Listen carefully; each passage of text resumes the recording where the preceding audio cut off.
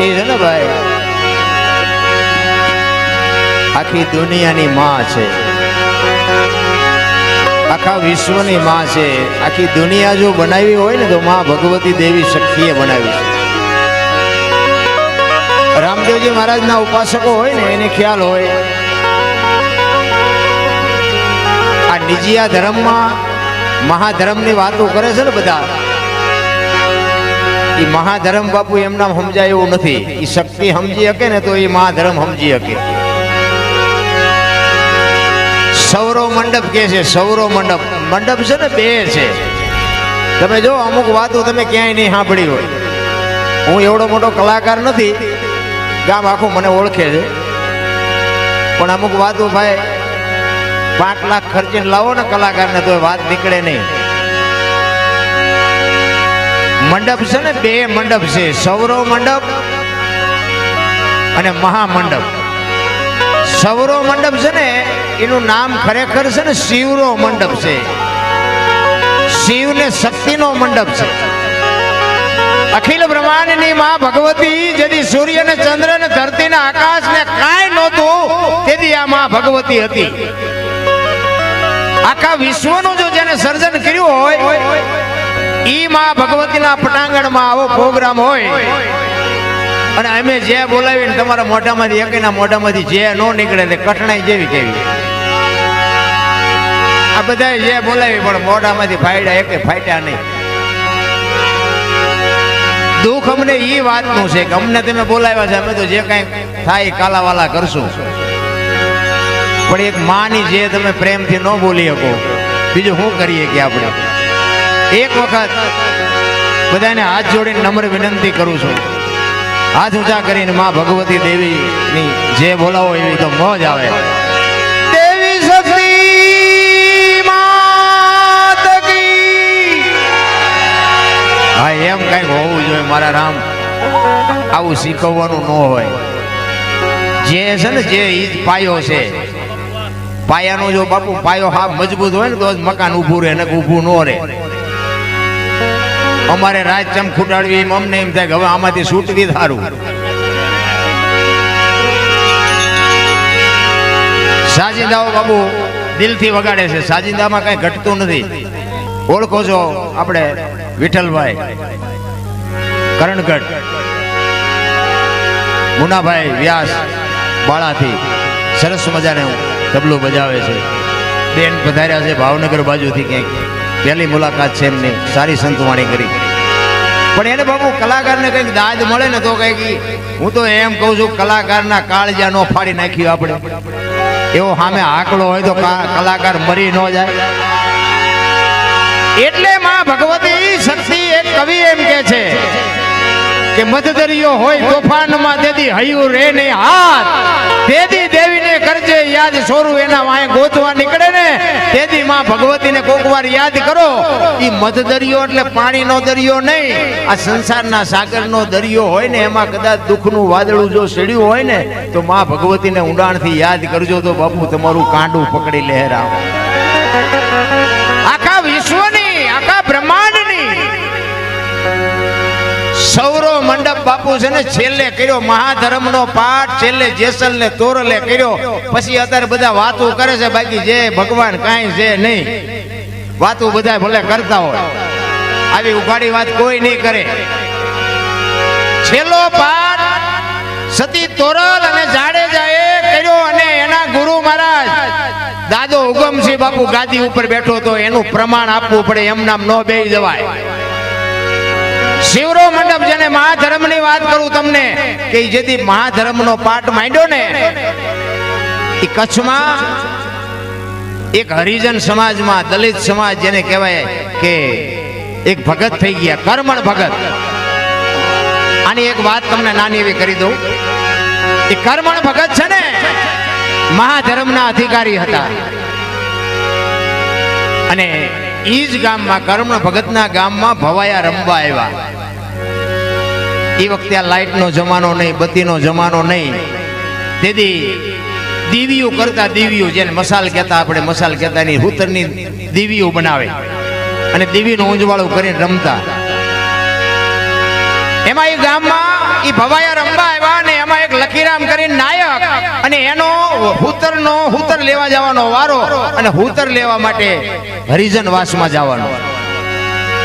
એટલે એના નાયકે કીધું કે લખીરામ તારો વારો છે, તું હરિજન વાસમાં જઈને હુતર લઈ આય, આપણે મોડું થાય. હવે કર્મના ભગતની ડેલીએ ભાઈ નાયક જાય છે અને બાયણું બંધ છે ને બાયણું કખડાયું. અંદર મહાધર્મનો સત્સંગ હાલે છે, મહાધર્મનો પાઠ છે. એમાંથી ઊભું થવાય નહીં, ઓલો બાય ડેલી ખખડાવે છે. કર્મણ ભગત વિચાર કરે, ઓલો અહીંયા રાહ જોવે છે કે કર્મણ ભગત બાયણું ઉગાડો, મારે મોડું થાય. કર્મ ભગત કે આ હારો જાશે નહીં, આમાંથી ઊભું થવાય નહીં. બાપુ મહાધર્મની શક્તિ શું હોઈ શકે એની વાત કરું છું તમને. એમના બેઠા બેઠા એને એમ થયું કે આ બાયણું ઉગાડ્યા, આ ખખડાયા વગરનો રહેશે નહીં. એટલે અહીંયા બેઠા બેઠા એને ઘરમાં લાંબો હાથ કરી અને જ્યાં હુતરનો દડો પડ્યો તો એથી હુતર લઈ અને આમ બાયણે બાપુ બાયણું ઉગાડ્યા વગર દિવાલ હોરો હાથ કરી અને એ હુતર આપ્યું. એ દિવાલમાંથી હોરો હાથ કાઢ્યો અને લખીરામ રામ જોવે છે કે કોઈ નથી અને હાથ આવ્યો ક્યાંથી. એ દડો હાથમાં લઈ અને પછી એમ કે છે કે આ જે હોય પણ આના મોઢાના નહીં પણ આના ચરણના દર્શન કર્યા સિવાય મારે જાવું નથી. આજે જો આવી લાગી જાવી જોવે, અહીં બેઠા હોય કે આપણે હું કામ આવ્યા છીએ ને જે ન બોલી કીધું આપણને શું લાગવાની. ઈ કે રમવાનું મોડું થવું હોય તો ભલે થાય, મારો નાયક કાઢી મૂકો હોય તો ભલે કાઢી મૂકે, બાકી આના દર્શન કર્યા વગર હવે મારે જાવું નથી. અને પછી કર્મણ ભગત કહે છે કે તારે દર્શન કરવા હોય ને તો 4 વાગ્યા સુધી ઊભું રહેવું પડશે. એ 4 વાગે બારણું ઉગાડ્યું અને ચરણમાં લાકડી પડી પીડ્યો અને કીધું કે ભગત મને આ માર્ગ બતાવો. તો કે આ માર્ગ એટલો બધો હેલો નથી, આ તમે વે ભજવો છો ને એ ભજવી લ્યો ને બધાય વે જેદી ભજવી લ્યો ને પછી એક વે જેદી ભજવવાની ઈચ્છા થાય તેથી વી આવજો. એક વે ભજવવાનો એટલે આ બધા અત્યારે જે આપણે બેઠા છીએ ને આ બધા આપણા વેમાં છે. બધા આ દરબાર ને કોળી ને ભરવાડ ને રબારી ને હરિજન ને ગઢવી ને ચારણ ને આ બધા વે મટી જાય પછીની વાત. બધા આખી દુનિયા બાયું ચડાવે છે, કુનિયારી વાત કરવી. હું દરબાર ને હું કોળી ને હું રબારી ને બધા એમ બોલો જ કાંઈ નકરા. એટલે હું તો એક જ વાત કરું છું, 18 વણમાંથી એક ને બોલાવો અને આમ હોળીમાં બેહારો અને હોળી દરિયામાં વેતી કરો ને એક ખીલી જાય એટલું ફાંકું પાડો. પાણી કાઢવાની બધા હરખી જ મહેનત કરે, શું કામ બુડે છે. હવે બુડે પછી એક થવું તે પેલા એક થાવ ને આ વે મૂકવાનો છે.